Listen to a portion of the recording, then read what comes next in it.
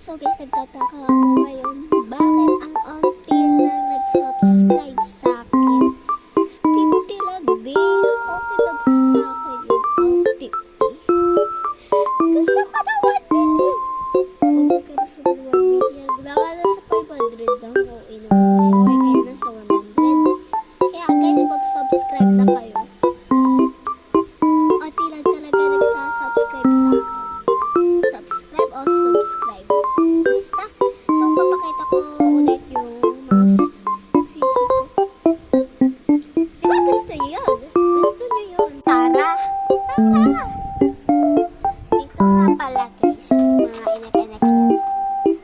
May talik tayo. Bracelet. Hindi ko alam kung ano to.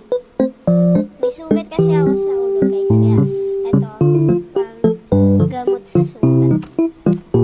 Basta yan lang yan. Dito parang mga unan namin, mga kumot namin. Tapos dito naman damit ni mama. Mga bag niya, mga wallet niya. Yan. Dito perfume.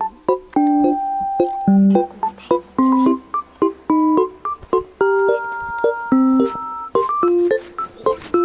Ito na. Ito ang favorite ko. Bababa tayo para tignan natin yung baba. Diba may carpet dyan? Dapat may carpet dyan, diba?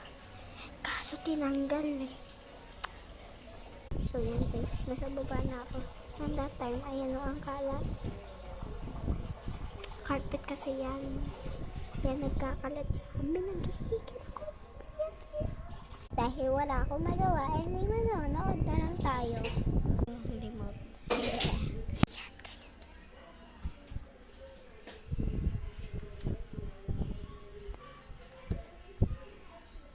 Ayan na guys. Ay kaki.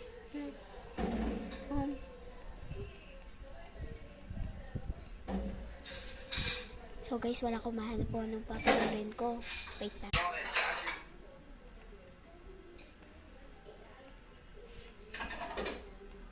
Oh my god, walang panoorin dito.